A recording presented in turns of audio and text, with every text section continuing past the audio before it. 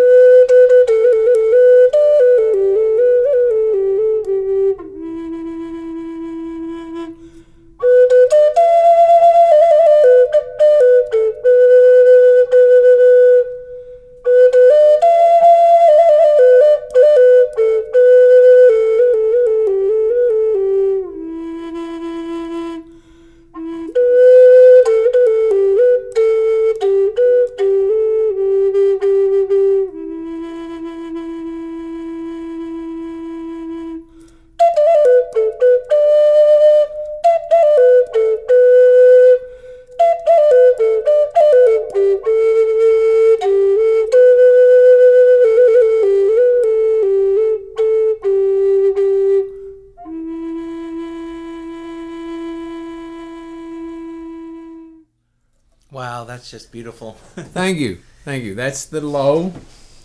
If you'd like, I'll play you a different pitched one. All right, that sounds and in a great. different key. Yeah, it has such a warm tone to it. This one would probably be an alto, a mid-range flute, and it also is from the same maker of three of my four. I have four of these. It's in a different key. That last one was E minor. This one is actually F sharp minor, which again we're not used to listening to, but I've discovered that indigenous cultures play their flutes for about everything that happens in their life. Wow. Everything from birth to birthdays to weddings to death, all the way. Now, how did you collect these flutes? Well, that's an interesting story. This one I'm going to play now actually came from a student at the university. He had an advertisement, and I called on the advertisement, and he was having a fire sale to go home for the summer, and it had a name on it, which I followed up on the internet, and I found out the maker in southern Arizona, and that led me to purchasing a low-end instrument and a high-end. I'll play the high-end in a second for you too. This is a very pretty instrument.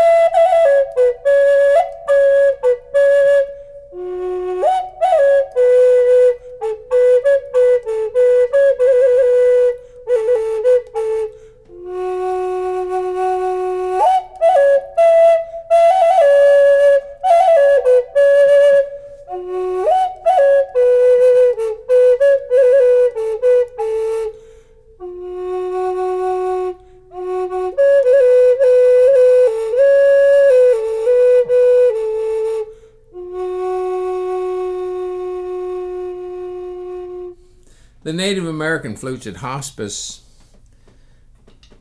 really connect to patients and families to the point that it almost scares me when I go in. It's a very relaxing instrument. One of the nurses actually says, uh-oh, here comes John.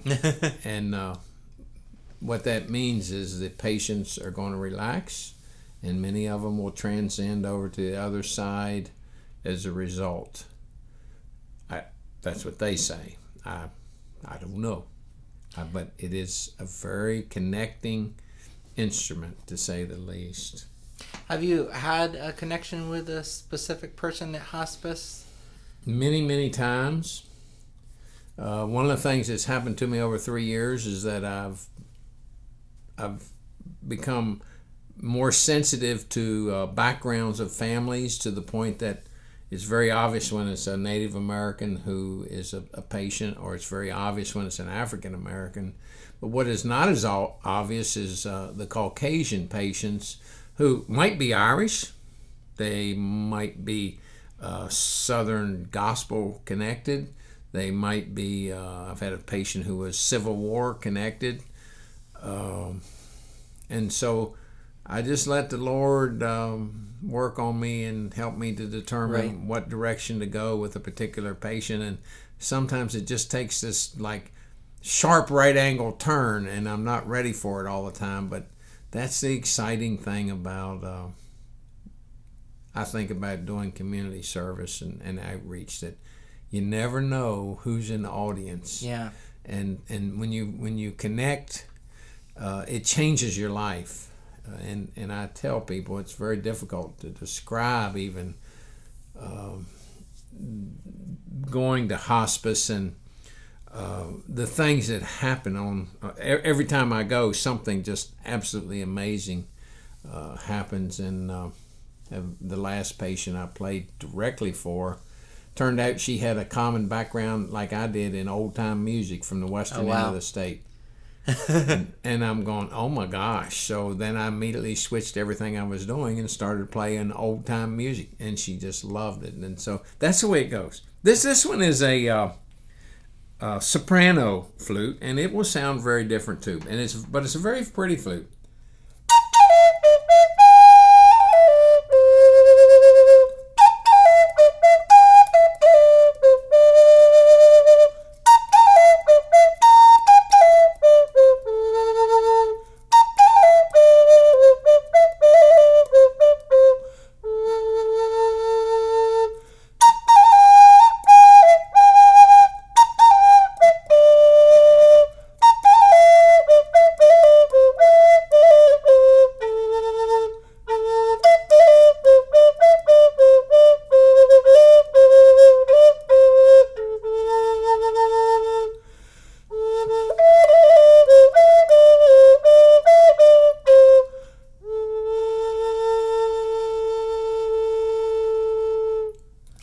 Beautiful. It's a pretty flute too.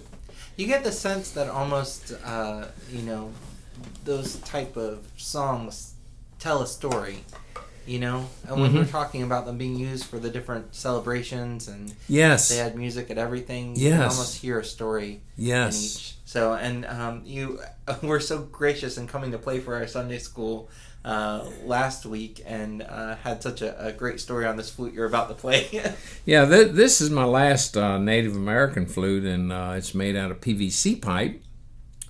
Native Americans have this gifting ritual or behavior in their culture, and when I left this particular conference I was at in Chicago, a Native American gave me a flute out of PVC pipe. Wow. Which is, you can even see the holes. They're not perfect. They're not perfectly round. Yeah. But it has a beautiful sound as well. And I'll play this is an actual song from Carlos Nakai, who is one of the great flautists of the Southwest. It's called Hemlock Winter. Okay. And would be for Native Americans who were in teepees, out in the snow, in a hemlock grove, so you got that nice green contrast to the white snow gently falling on these beautiful teepees. Awesome.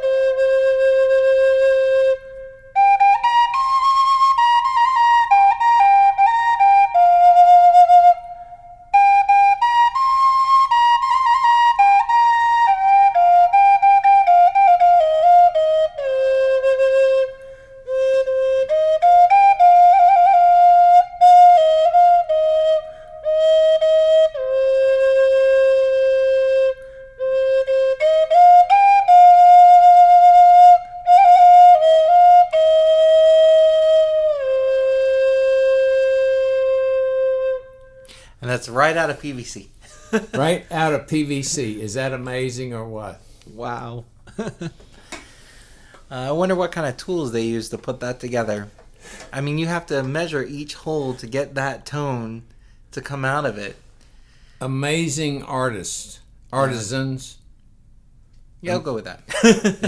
Yeah, just amazing. It blows my mind. Wow. Yeah. Well, if you'd like, we'll switch to another instrument. All right, let's do it. Okay, this is a harmonica. Harmonicas have been around for centuries. And this particular harmonica is one that belonged to my father. It's probably from the 1930s. It's a Hohner from Germany, which is a very common make, but it's a chromatic, which is a special one. And being as it's my father's, made it even more special. And I wasn't going to play it. I was going to stick it in a box. And then I said, no, if I'm going to hospice, I'm going to play it. So you play the harmonica at Hospice too? I play Wow. those too. So I'll play you a couple tunes. How about that? Can I ask you one quick question Sure. before you get started? Just in terms of the music at Holy Cross, it's kind of eclectic in terms of we have just such a wide breadth of instruments that play. How did the harmonica get introduced into the bands? What kind of role does it play within worship music? That's a good question. When I was helping to get the church started, I was the only musician, and then it was interesting. Your brother Jamie came to the church, and I was so thankful because Jamie can play the guitar extremely well, and that allowed me to play some other instruments. And so, being one of the instruments I played was harmonica, I introduced it very early in the church. Right. And probably another place that it came in was when I used to do a lot of youth work, and Curcio as well. A lot of those tunes really lend themselves to a harmonica. Yeah. So I used to play with that as well. I don't play harmonica much here in church anymore because Darwin Dennison came in, and Darwin has played harmonica a long time, and so we don't need another one. Once in a while I'll play a tune, but usually don't, and that's okay. I'm excited to hear you play now. Okay. This is a song I was playing one day at Hospice, and this lady went by in a wheelchair, and I didn't think much about it at first, but she turned around, came back around, and came into where I was playing, and she sat as I played, and when I finished, she said, "Oh, that's my most favorite song. I'm here to see my husband, but I'm also here to check out a room because I'll be in a week." Oh, wow. And I'm going, oh my gosh. So I got to play this particular first song we'll play for you for her and her husband. And then a week later, sure enough, she did come in, and I got to play for her as well. So this has a lot of meaning. Thank you.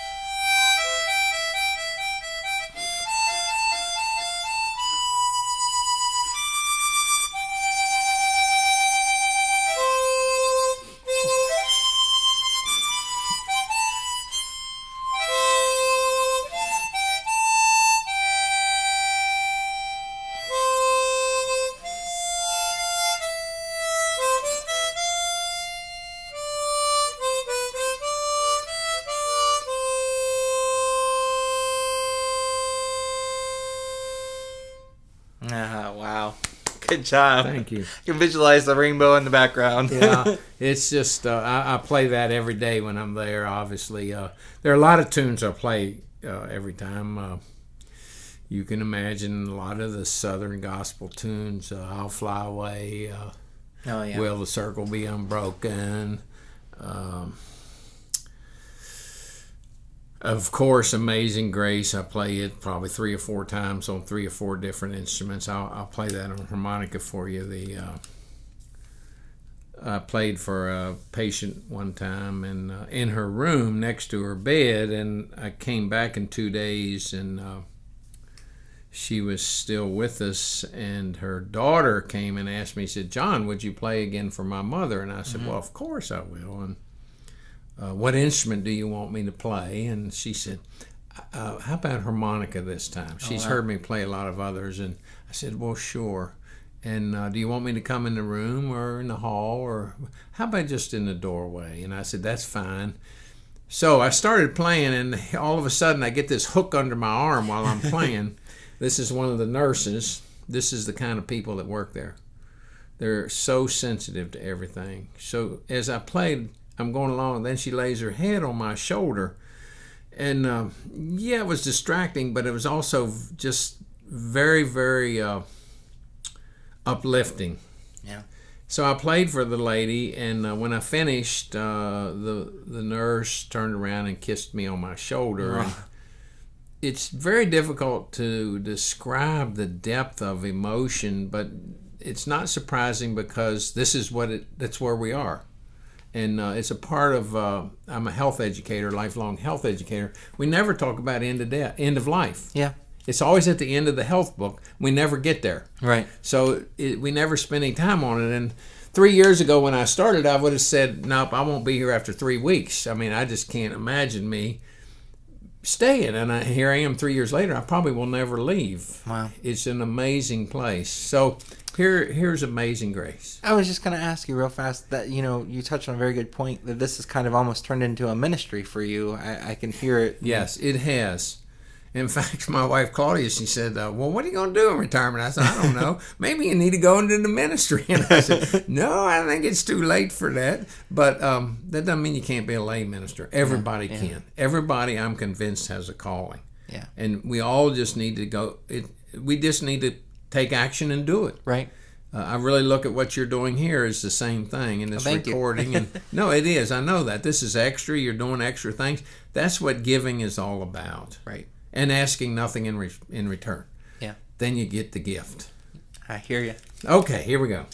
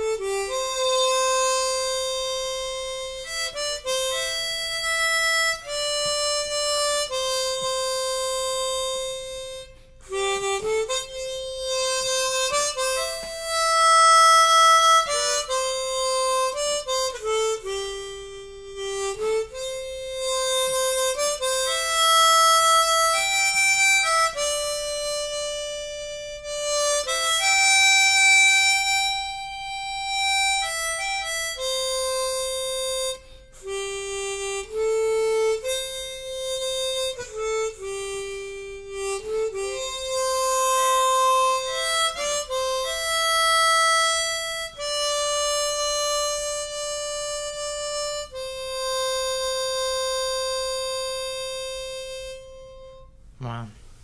That's special. It is special, and lots of the music that I play has taken on new meaning to me. I never listened to it like I do now. Mm-hmm. I never internalized it like I do now.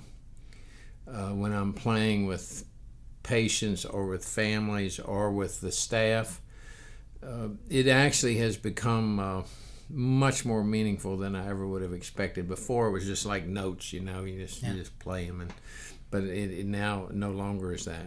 It's just totally different. So we've got a new instrument to play.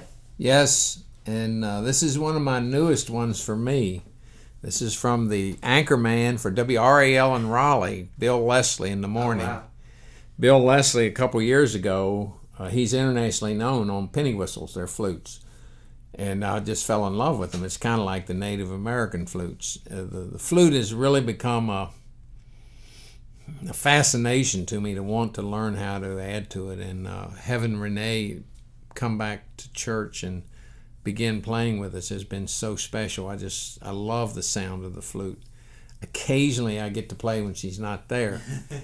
In one of my groups I play in, it's three of us, it's a trio. I get to play my flute on some big band stuff, some Frank Sinatra stuff, and other music, and I love it. It's just really special. So this is a penny whistle, probably Irish in origin, and It's made out of copper? This one happens to be made out of brass. Out of brass. But they make them out of composite polymers. They make them out of aluminum. Wow. It's a very early instrument. I mean, it goes back to medieval times. Wow. And literally all around the world. So I'm looking forward to playing a few tunes for you on this. One of the ones that I played at church the other day, unbeknownst to me, was very special to you. Yep. It's an Irish tune. It's called Be Thou My Vision. I really like this, and so I'll play it first.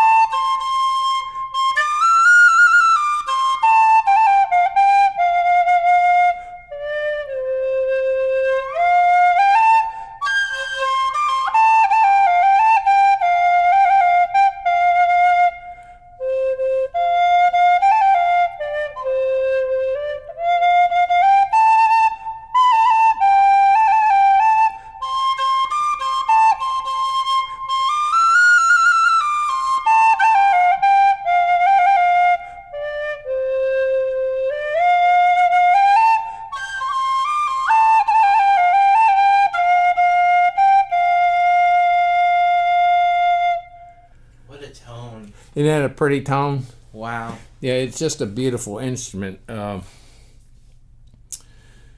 play you a traditional Irish tune. This is called, I'm drawing a blank on the name, Starry Down, I think is the name of Starry it. Down. But here it goes.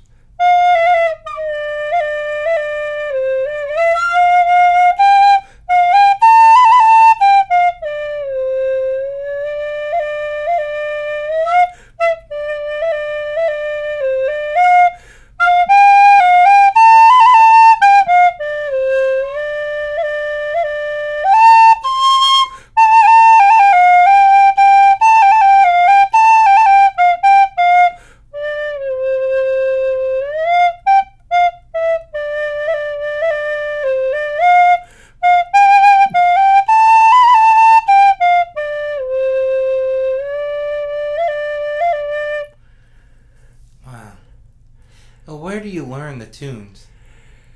Oh, I play in 3 groups, and I've really gotten interested in Celtic music. Probably, if you're Caucasian in the United States, you have a good chance of Celtic roots. You could be French, you could be Italian, but those are the oldest groups that came here. In the colonial days, it was primarily English. Some Scottish and some Irish, but they came later. They were the English colonies. There was a Dutch colony. I think that was in Savannah, Georgia, and in New York. But I just love the music. I love old music. I was probably born in the wrong century because I like it so much. I'll play a religious song for you.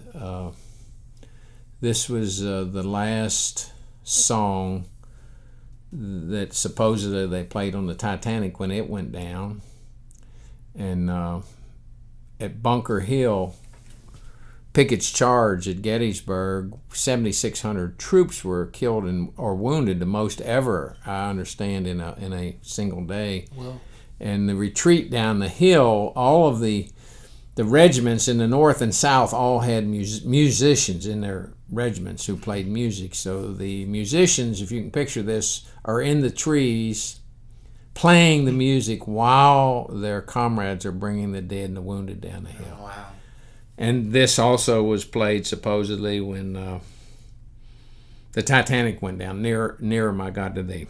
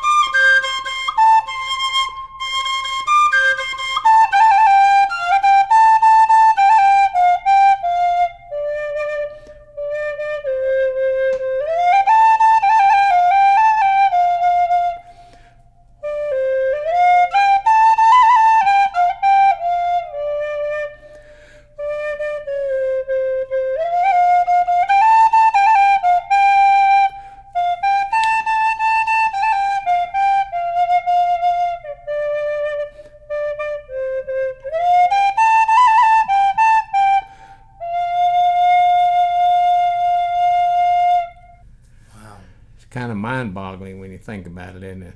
Yeah.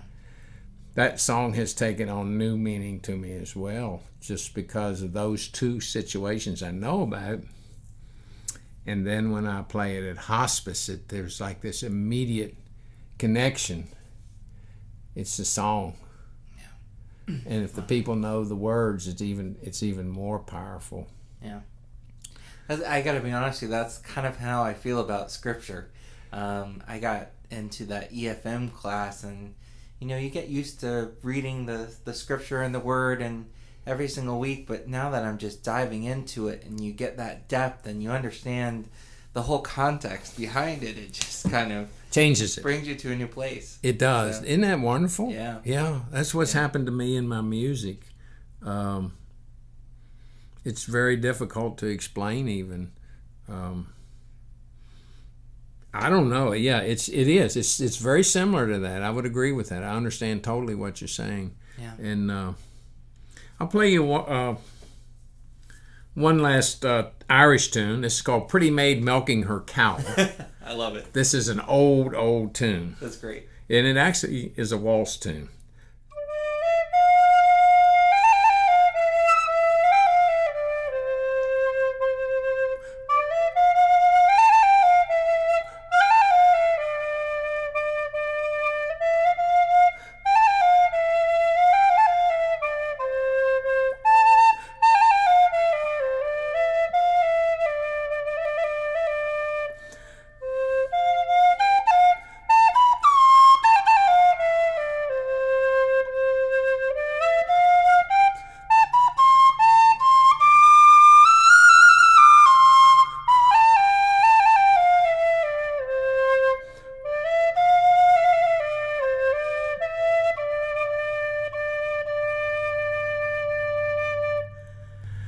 Isn't that a pretty song? That's neat. I can hear the rhythm in the background. Yeah.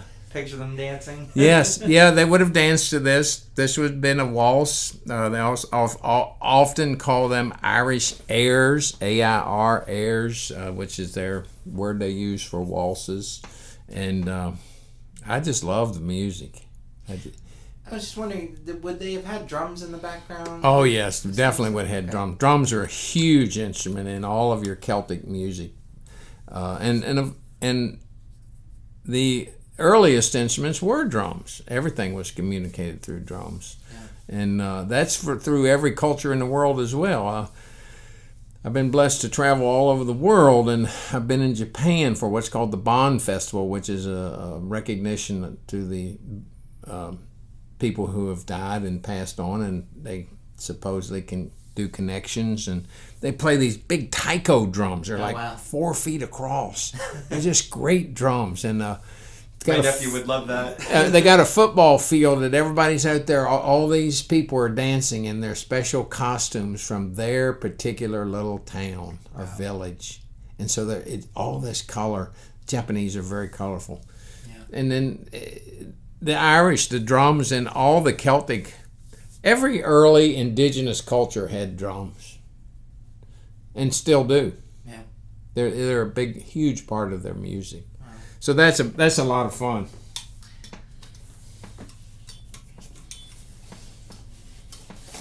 The refugee family that we had visiting, that was one of the first things that I did was introduce the song called Fungi Alafia. Mm-hmm. It's basically welcome to our community is the gist of the song, but it's got drums in it and it's got all that. We just had such a great time in our class. Did you really? Singing along to it. Oh, how wonderful. So, I mean, that right there, that's music. They didn't even speak our language, but we could, communicate through the music. So. Well, students I've had from other countries, particularly countries that are not as developed as we are, still have a great heritage in their drums. Yeah. And that is really cool. So what instrument do you have here? This is an octave mandolin. I don't bring this to church. I've never seen it before, actually. But it's one of my favorite instruments. Wow.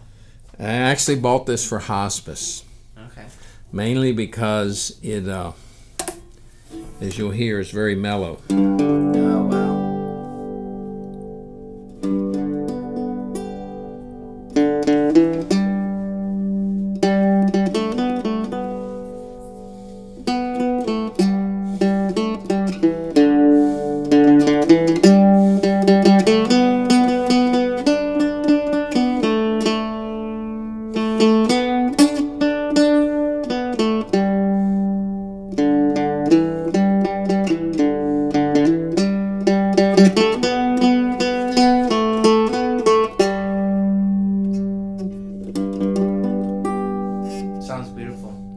beautiful instrument. Yeah.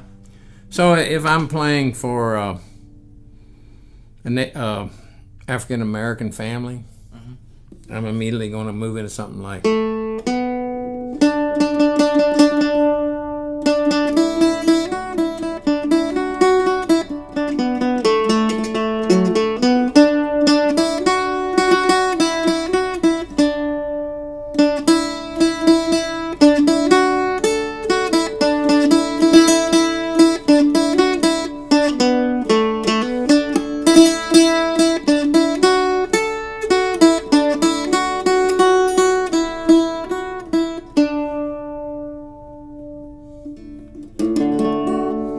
Can you tell me a little bit about that song? Yeah, that's went down to the river to pray. Oh, yeah.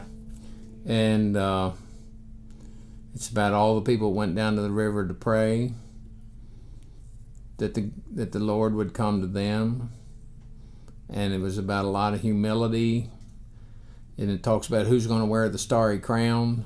And it's always some other person in the verse is going to wear the starry crown. Wow. Very humble way to look at life. Yeah. Sometimes it takes me a while to switch over to the next instrument.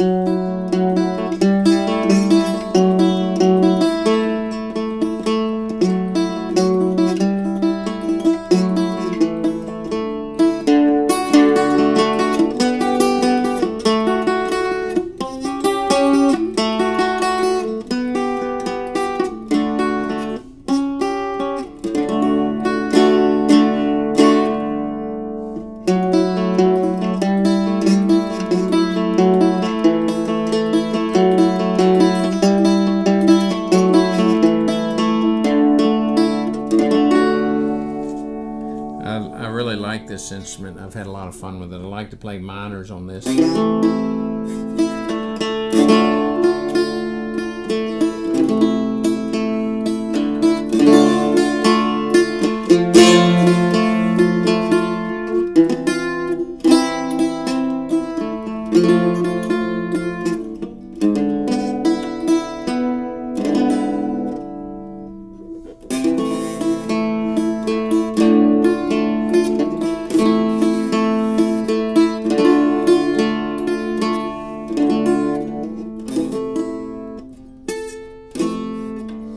Almost has a Spanish feel to it when you get into those minors. It really does. It's I love the lower octave. It's the same notes as on a regular mandolin, but an octave lower. And I bought it for Hospice. Isn't that amazing? Wow.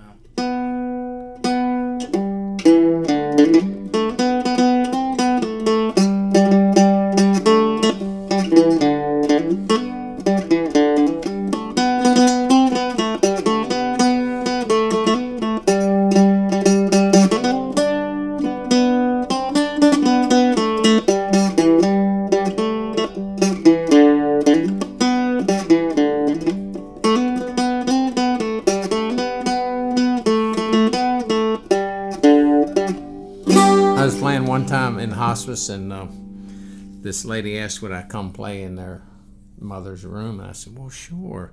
And well, we have a song that we always sing when we get together. The song was I'll Fly Away. Oh, yeah. And I was so nervous I couldn't get the song really going right. Man, I went and practiced after that. But that's what happens. I was playing for a gentleman who really likes Civil War. I didn't know that. And so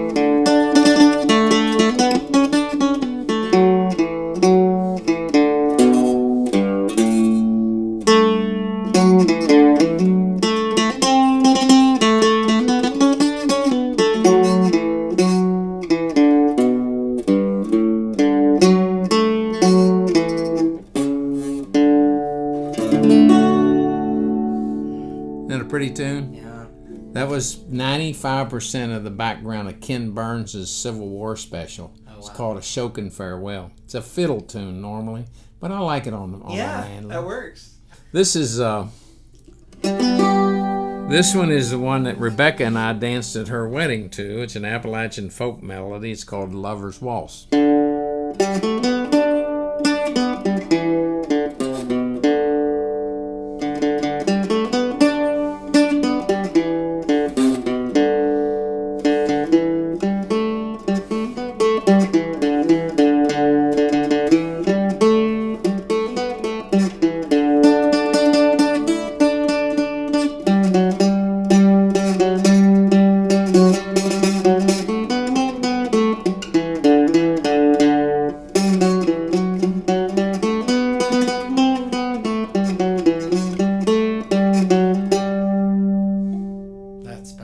That pretty?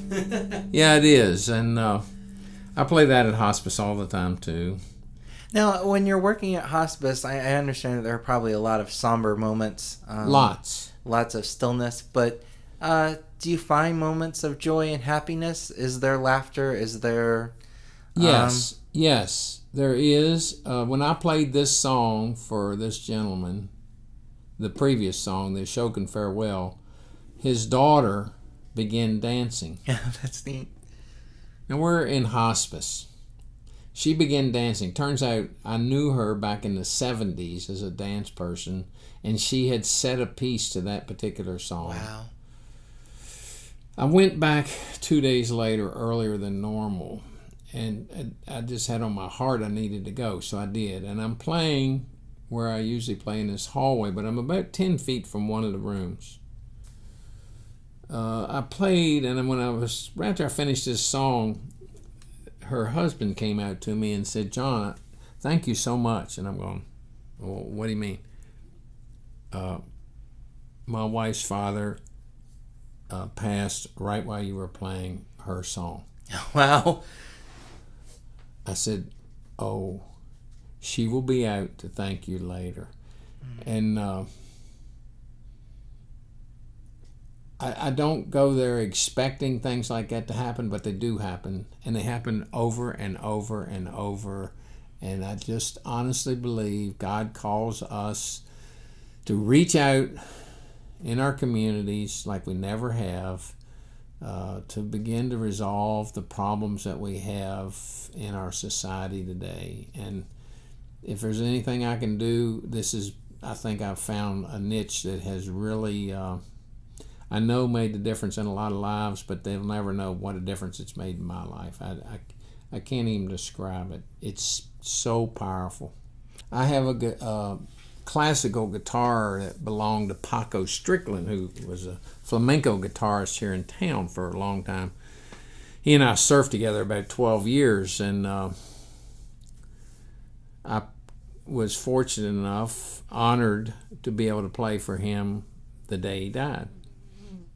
Very close friend, a couple years younger.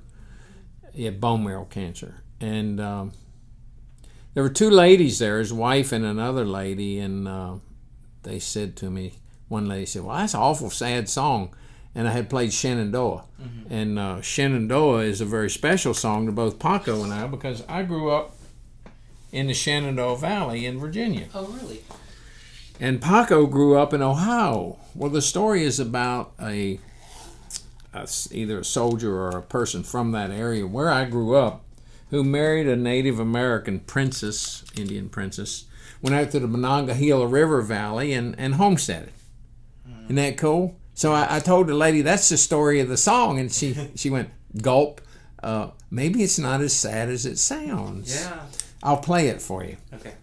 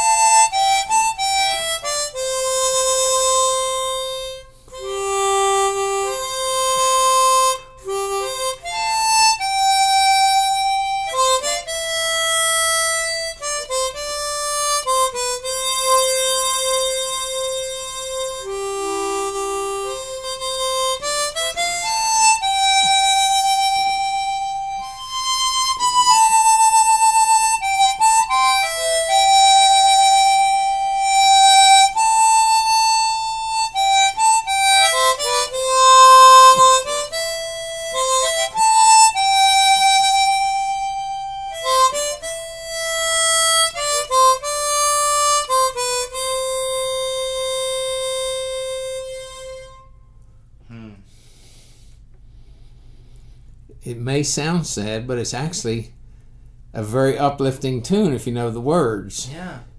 It's like a lot of the Celtic music that I play is written in minors, but has very uplifting words, and they dance to all the songs. Wow. I think that's pretty cool. Yeah. Yeah. And they sang them all while they danced. They sang and danced, and we just kind of sit back, and listen. And so I've had dancing. My most unbelievable dancing experience was one time when I was at Hospice. And this little 8-year-old came out and he sat right next to me. Beautiful blonde hair, blue eyes. I'm watching him while I'm playing, and all of a sudden starts directing the music, but right in time with me. Wow. Blew my mind. So I stopped and I said, "Ian, that's amazing." And he goes, "How'd you know my name?" It was on his coat. And I never told him that. I said, "That was really something." And he goes, "Wait till you see this. Play some more." So I said, "Okay." He got up. This is an 8-year-old. If Nureyev ever danced any better than this young man did, 8-year-old ballet, I've never seen it. He danced all over in Hospice to his grandmother's glory, is the way I looked at it. So I would switch up what I was doing intentionally just to see what he'd do. Stayed right with me. No coincidence.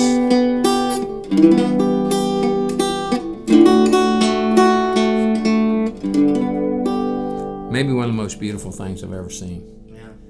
So I switched up and played another instrument or two. It stayed right with me the whole time. That's neat. Isn't that amazing? Yeah. It's amazing how that music just moves people. Yeah. No age. No, I mean, it doesn't matter the age. No. So, I think probably a young person at that age too is most vulnerable to not knowing specifically, what's happening. Might have been the first time experiencing, somebody passing away in their life, and to have that expression, His grandfather was there, his brother, and me. Wow. So how does it feel to kind of be like this outsider that then just, you become part of that family for that moment, or that short time? I didn't know how to describe that for the longest time. And I volunteer with a staff that is the most incredible group of people I've ever met in my life. Daisy, who is the custodian, is legally deaf, and I discovered that she uses sign language. I know a little sign language. Mm-hmm. She and I are a brother and a sister. She's African American. She hugs and kisses me every time I come in, and when I leave. And I love her dearly. She'll say to me, John, the man in room 16, he's Native American. He heard you playing. He wants to go on a journey.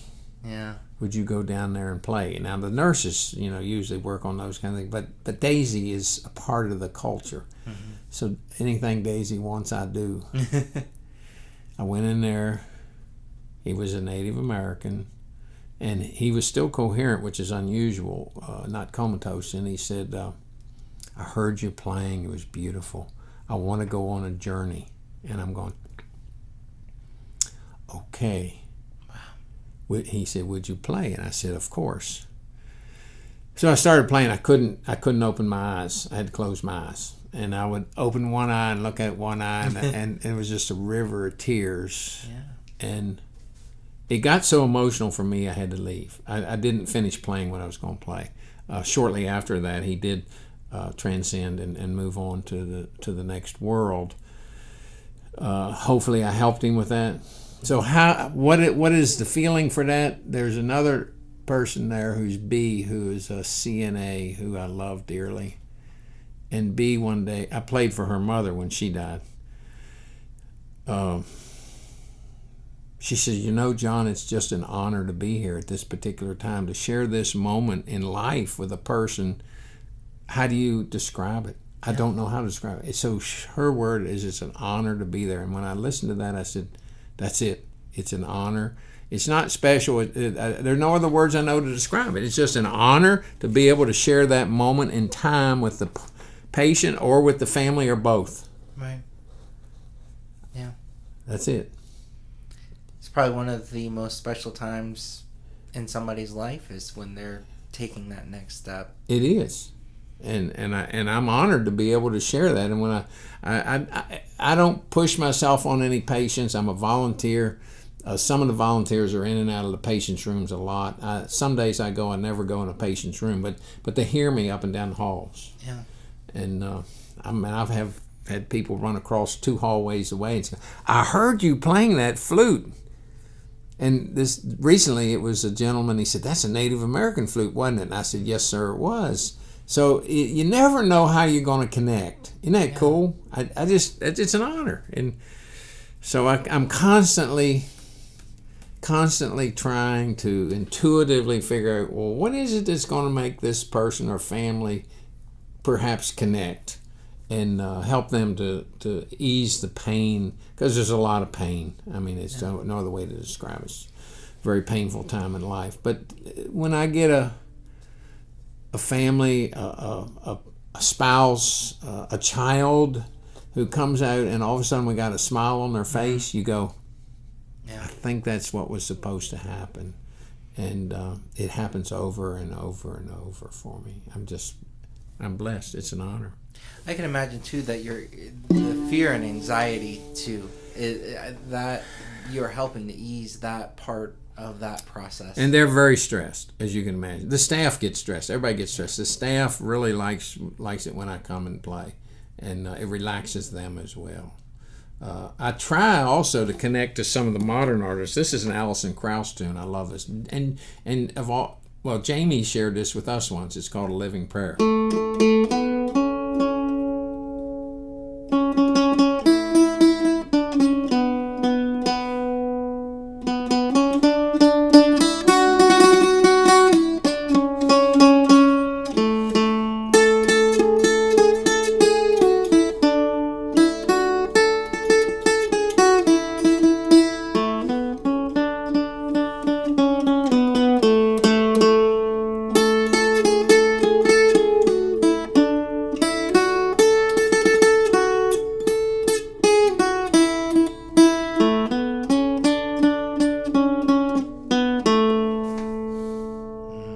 Isn't that a beautiful song? Mm-hmm. It's in this world I walk alone, but I'm not alone.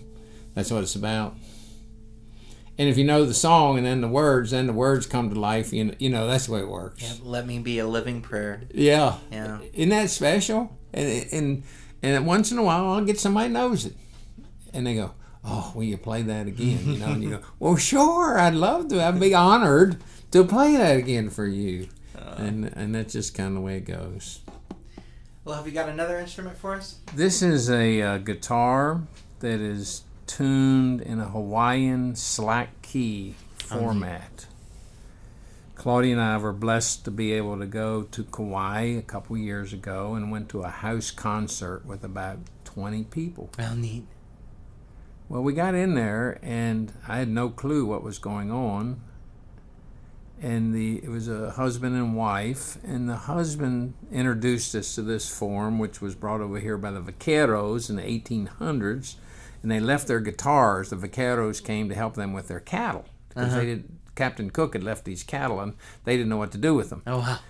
Well, they didn't know what to do with the guitars, so they have literally hundreds of these what are called open tunings, just so that the guitar sounds nice, is the only way I know to describe it. Oh, that's beautiful. What song are you going to play for us? Well, one of the things he said was, this comes from your heart. Okay.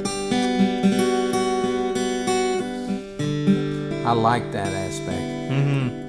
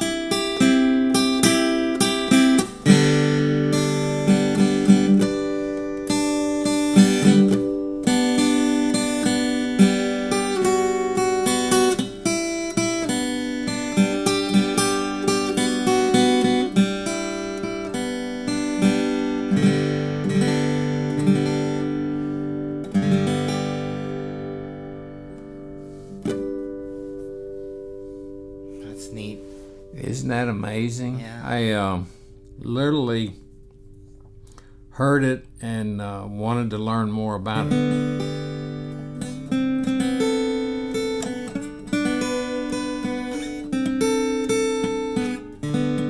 Nothing like a regular guitar.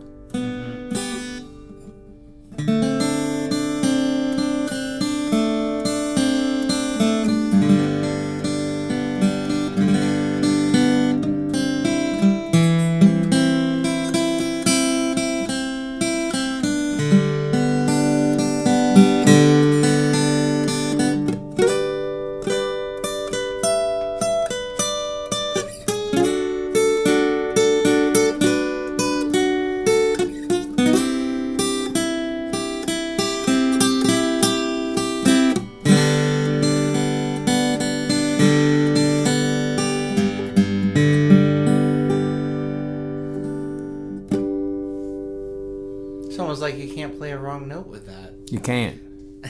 Yeah, I showed you some other variations. They have slides. I love those. Yeah. This is an open G.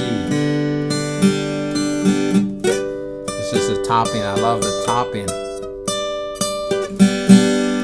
These are called chimes. Aren't they pretty? Yeah. Very soft and delicate. Yeah, it's a very nice way to relate to the patients.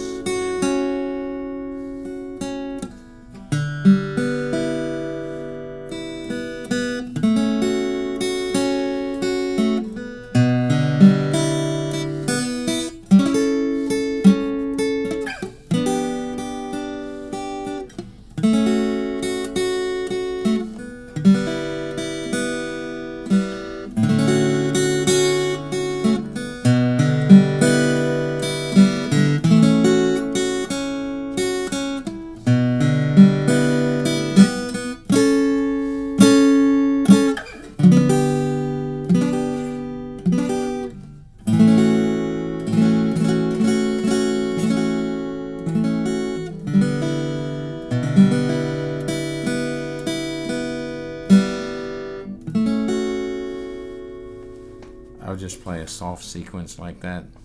Must truly allow you to be in that present moment.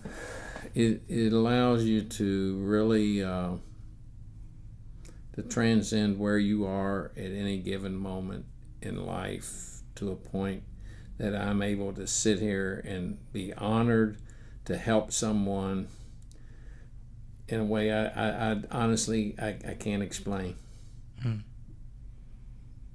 What would you say to somebody who was seeking their own ministry, trying to find their own route to kind of be in touch spiritually with others? Get out, go do things, get in different environments, meet different people. Mm-hmm. It's taken me, I was 66 years.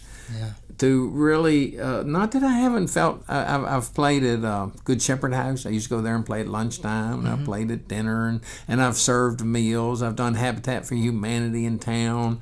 I've done, I do a thing with Make Way Partners, which is against slave prostitution with young girls, and it's like my mother, when I was a youngster, used to be heavily involved in the community. I think role models are important. So as a youth minister, you have that same opportunity to get your youth into situations which maybe they're not as comfortable in. I kind of look at it like the churches that do mission trips, as we have done here and with your brother, and other churches do the same thing. You get I call it out of your backyard. Yeah. OB, and it's not the Outer Banks. It's out of your backyard. That's what I talk about with my students. And my last couple of years, I taught classes on cultures of the world. And when I would go to do some Filipino folk dance, which they're very well known for, some of my students turn their nose up. But my whole thing is, we need to begin to develop more respect for other cultures and other people, because that's how you get along. And if you want to look biblically, you had all these tribes that were included in the Bible. And how in the world did Jesus come along and pull them together? Right. It's because he didn't sit still, and he sent the disciples out 2 by 2 across the land. Mm-hmm. And I think that's a model for us and a message for each of us, that we instill that in the people with whom we come in contact, because the richness of OB, getting out of your backyard. Yeah. You're here as our youth director, man. That's OB, and I love it. That's the way it should be. Yeah. And it is life-changing. I did lots of youth work in churches. Claudia and I did it together. I started out in youth work when I was a kid. Probably that had the biggest impact on me in the rest of my life. When I was a youngster, my formative years. And I still remember some of those early retreats in Winchester, Virginia, in the Shenandoah Valley. Episcopal Church didn't do a whole lot of outreach in those days. Mm-hmm. We weren't into evangelism a whole lot. Should have been, but we were not. And I think that's what we're called to do. And so that would be my suggestion to people is OB. Yeah. I love it. That's perfect. It works. You have a closing song you could do for us?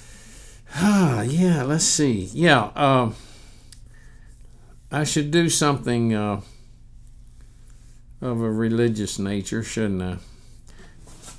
I'll give you a little medley of a couple tunes, like if I was playing at Hospice. How about that? Sounds perfect. I just did this. I never know the exact medley I'm going to do.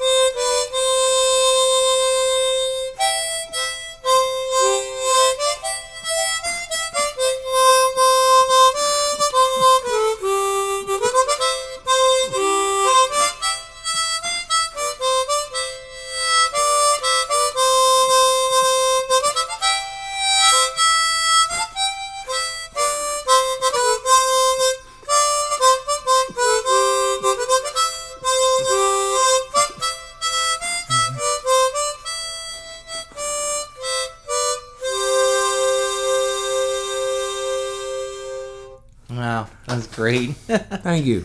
John Bennett, thank you so much for taking the time Thank to you.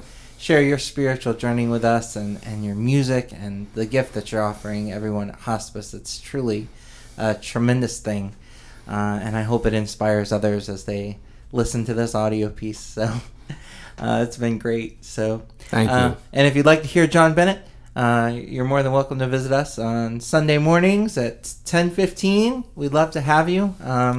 John plays in our band with many other people, so come and visit Holy Cross and visit John, and we're so glad to have been able to do this for you. Thank you. Thank you.